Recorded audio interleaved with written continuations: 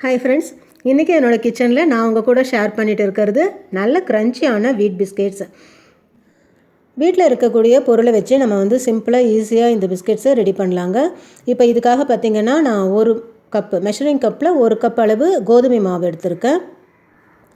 அடுத்து பார்த்திங்கன்னா இதுக்காக சுகர், இது ஒயிட் சுகரை நான் வந்து மிக்சியில் பொடி பண்ணி இந்த மாதிரி பவுட்ரு சுகராக நம்ம எடுக்கிற கோதுமை மாவில் பாதி அளவு பவுடர் சுகர் எடுத்திருக்கேன். ஒரு கப்பு கோதுமை மாவுனா அரை கப்பு பவுடர் சுகர். அடுத்து ஒரு 25 கிராம் பட்டர் எடுத்திருக்கேங்க. அது வந்து நல்ல ரூம் டெம்பரேச்சரில் நம்ம வந்து கொண்டு வந்து அதை வந்து எடுத்து வச்சுருக்கேன். அடுத்து இதுக்காக ஒரு டேபிள் ஸ்பூன் பால் எடுத்திருக்கேன். ஒரு டேபிள் ஸ்பூன் வந்து எண்ணெய், ரீஃபைண்ட் ஆயில், நம்ம வந்து யூஸ் பண்ணுற ரீஃபைண்ட் ஆயில் ஒரு ஸ்பூன் எடுத்திருக்கேன். அடுத்து வந்து நம்ம பிஸ்கெட்ஸை வந்து குக்கரில் வச்சு பேக் பண்ணுறதுக்காக நான் வந்து ஒரு அகலமான ட்ரே, இது வந்து பார்த்திங்கன்னா நம்ம பழைய குக்கர்லலாம் வந்து இந்த மாதிரி வந்து ஒரு பேஸ் இருக்கும், அதை கூட யூஸ் பண்ணலாங்க. அப்படி இல்லைன்னா அகலமான ட்ரே, பிளேட்ஸ், இந்த மாதிரி எது வேணாலும் யூஸ் பண்ணலாம். இப்போ நான் இந்த மாதிரி வந்து ஒரு ட்ரேயில் வந்து நல்லா பட்டர் அப்ளை பண்ணிவிட்டு ஃபுல்லாக நல்லா அப்ளை பண்ணிவிட்டு அதை தனியாக எடுத்து வச்சிடுறேன். அடுத்து வந்து ஒரு பவுல் எடுத்து வைக்கிறேங்க.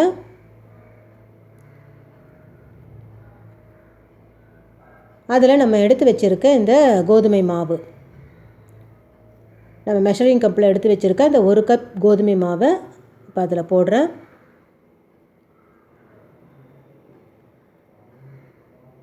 அடுத்து இதில் நம்ம எடுத்து வச்சுருக்க அந்த சுகர், பவுடர் சுகர், அதையும் இதில் நல்லா மிக்ஸ் பண்ணுறேன்.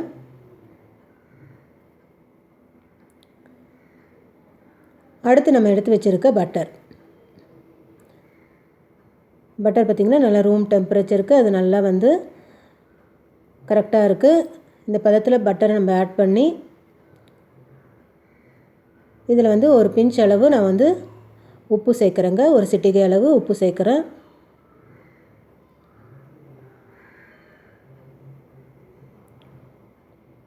இப்போ எல்லாத்தையும் வந்து நல்லா வந்து ஃபுல்லாக மிக்ஸ் பண்ணி விடலாம். இந்த பட்டரில் இந்த சுகர் பவுடர் வந்து நல்லா மிக்ஸ் ஆகும்போது பார்த்திங்கன்னா நல்ல ஈரத்தன்மையோடு வந்து இந்த சுகர் பவுடர் நல்லா வந்து மெல்ட் ஆகும். அடுத்து இதில் நம்ம எடுத்து வச்சுருக்க அந்த ஒரு டேபிள் ஸ்பூன் பால் சேர்க்குறேன். இது வந்து பார்த்திங்கன்னா பால் பார்த்திங்கன்னா நம்ம வந்து கொஞ்சமாக தாங்க சேர்க்கணும். இந்த மாதிரி ஒரு டேபிள் ஸ்பூன் அளவு சேர்த்தா போதும். ரொம்ப அதிகமாக வந்து பாலோ இல்லை நம்ம தண்ணியோ இதில் சேர்க்கும்போது பிஸ்கெட்ஸ் பார்த்திங்கன்னா ரொம்ப ஹார்டாகிடும். இப்போ இந்த பிஸ்கெட்ஸ் பார்த்திங்கன்னா கொஞ்சம் க்ரன்ச்சியாக வேணுன்றதுக்காக தான் இந்த பால் கூட நம்ம வந்து சேர்க்குறோம். அப்படி இல்லைன்னா வெறும் பட்டர், எண்ணெய் மட்டுமே சேர்த்தோம்னாலும் நமக்கு வந்து அந்த நெய் பிஸ்கெட்லாம் இருக்கும் பார்த்திங்களா, அந்த மாதிரி வந்து ஒரு டெக்ஸ்சர் கிடைக்கும். ரொம்ப வந்து அது ரொம்ப சாஃப்டாக இருக்கும். இப்போ வந்து கொஞ்சம் க்ரன்ச்சியாக வேணுன்றதுனால தான் இந்த ஒரு ஸ்பூன் பால் வந்து நம்ம இதில் சேர்க்குறோம். ரொம்ப சாஃப்டாக வேணும்னா நம்ம வந்து வெறும் ஆயில், அதுக்கப்புறம் பார்த்திங்கன்னா பட்டர், இதுவே போதுமானதாக இருக்கும். அடுத்து நான் எடுத்து வச்சுருக்கேன் இந்த ஒரு டேபிள் ஸ்பூன் ரீஃபைண்ட் ஆயில் இதில் சேர்க்குறேன். இப்போ மாவு பிசையும் போது இந்த ஒரு டேபிள் ஸ்பூன் ஆயில் நம்மளுக்கு பத்தலைன்னா இன்னும் கொஞ்சம் ஒரு டேபிள் ஸ்பூன் கூட ஆட் பண்ணிக்கலாங்க. ஆனால் தண்ணி மட்டும் நம்ம சேர்க்கக்கூடாது. ஆயில் இல்லைனா பட்டர் வந்து எக்ஸ்ட்ரா வேணும்னா கொஞ்சம் சேர்த்துக்கலாம். சேர்த்து இந்த மாதிரி வந்து நம்ம நல்லா ஒரு சப்பாத்தி மாவு பதத்துக்கு நல்லா இந்த மாதிரி டைட்டாக பிசைஞ்சு எடுத்துக்கலாம்.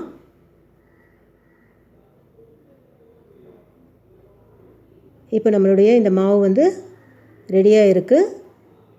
இது பார்த்திங்கன்னா கொஞ்சம் ஹார்டாக தாங்க இருக்கும், ரொம்ப சாஃப்டாகவும் இருக்காது. இதை வந்து ஒரு 15 நிமிஷம் வந்து நம்ம வந்து மூடி எடுத்து வச்சிடலாம். இப்போ வந்து இதை நான் குக்கரில் தான் வந்து பேக் பண்ணி எடுக்க போகிறேன். அதனால் குக்கரை பார்த்திங்கன்னா ப்ரீ ஹீட் பண்ணுறேன். ஒரு 10 மினிட்ஸ் வந்து ஹை ஃப்ளேமில் வச்சு உள்ளே பார்த்திங்கன்னா இந்த மாதிரி ஒரு கலவடை போட்டு நல்ல ஒரு 10 மினிட்ஸ் வந்து நான் வந்து ஹை ஃப்ளேமில் இதை ப்ரீ ஹீட் பண்ணுறேன். இப்போ இந்த மாவு பார்த்திங்கன்னா நல்லா ஒரு 15 மினிட்ஸ் வந்து நல்லா ஊறி இருக்குது. இப்போ இதோட டெக்ஸ்சர் பார்த்திங்கனாலும் நம்மளுக்கு சப்பாத்தி மாவு மாதிரி ரொம்ப இலகலாகவும் இருக்காதுங்க, கொஞ்சம் டைட்டாக தான் இருக்கும்.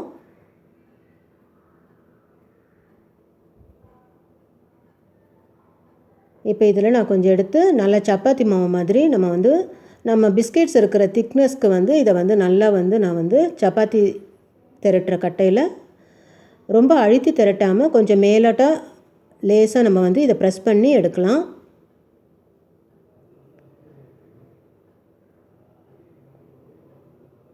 இல்லை நம்ம இதை கையில் ப்ரெஸ் பண்ணி கூட நம்ம வந்து பிஸ்கெட் ஷேப்புக்கு கொண்டு வரலாங்க.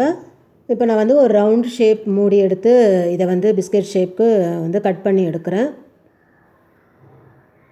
இது நம்ம கையில் ப்ரெஸ் பண்ணி எடுக்கலாம். இல்லைனா நம்ம சைஸ் வந்து நமக்கு எந்த சைஸில் வேணுமோ அந்த சைஸ் வந்து இந்த மாதிரி வந்து நான் கட் பண்ணி ஷேப் எடுக்கிறேன்.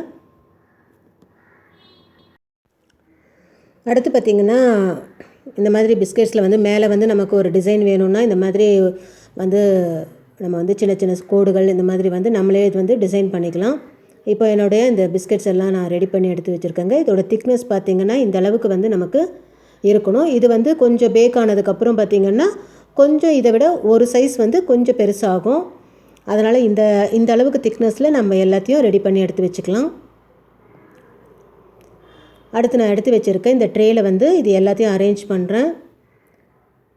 இந்த பிஸ்கெட் ட்ரேயில் வந்து நம்ம கொஞ்சம் கேப் விட்டு இந்த மாதிரி எல்லா பிஸ்கெட்ஸையும் இதில் வந்து நான் அரேஞ்ச் பண்ணுறேன். இப்போ நம்மளுடைய குக்கர் பார்த்திங்கனாலும் நல்ல ஒரு 10 மினிட்ஸ் நல்ல ஹை ஃப்ளேமில் வச்சு ப்ரீ ஹீட் பண்ணி வச்சுருக்கேன். இதில் வந்து இந்த பிஸ்கெட் ட்ரேவை நான் வந்து செட் பண்ணுறேன். செட் பண்ணிவிட்டு இதை நல்லா க்ளோஸ் பண்ணி ஒரு 1/2 hour வந்து நம்ம சிம்மில் வைக்கலாங்க. நடுவில் வந்து ஒரு 15 மினிட்ஸ் பிரேக்கில் ஒரு தடவை நம்ம இதை வெளியே எடுத்து பார்க்கலாம். இப்போ பார்த்திங்கன்னா நம்ம பிஸ்கெட்ஸ் வந்து நல்லா பேக் ஆகி வருது. இதோட ஃப்ளேவரும் ஸ்மெல்லும் பார்த்திங்கனாலுமே நமக்கு வந்து இந்த பிஸ்கெட் ரெடி ஆகிடுச்சுன்னு நல்லாவே இண்டிகேட் பண்ணும். இப்போ இதை வந்து நல்லா நம்ம எடுத்து பார்க்கலாங்க. இப்போ பார்த்திங்கன்னா நல்லா செவந்து இருக்குது இந்த பிஸ்கெட்ஸு. சில பேருக்கு பார்த்திங்கன்னா நல்லா வந்து செவந்து இருக்கிற பிஸ்கெட்ஸ் ரொம்ப பிடிக்கும். அந்த மாதிரி இருக்கிறவங்க இன்னும் ஒரு 5 மினிட்ஸ் கூட நம்ம எக்ஸ்ட்ரா அதை வந்து பேக் பண்ணி எடுக்கலாம். இப்போ நல்ல கிறிஸ்பியான நல்ல வீட் பிஸ்கெட்ஸ் அழகாக ரெடி ஆகிடுச்சுங்க. இப்போ இதை இந்த ட்ரேலேருந்து நம்ம எடுத்துடலாம்.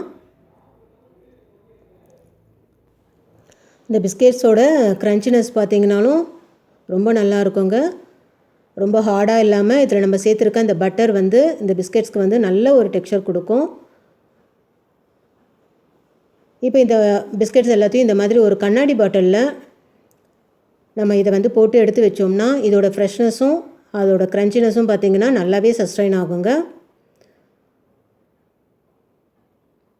சூப்பர் டேஸ்டான இந்த வீட் பிஸ்கெட்ஸ் நீங்களும் உங்கள் வீட்டில் இதை ட்ரை பண்ணி பாருங்கள். இந்த வீடியோ உங்களுக்கு பிடிச்சிருந்துச்சுன்னா லைக் பண்ணுங்கள், கமெண்ட் பண்ணுங்கள், ஷேர் பண்ணுங்கள் ஃப்ரெண்ட்ஸ். மறக்காமல் சப்ஸ்கிரைப் பண்ணுங்கள். தேங்க்யூ.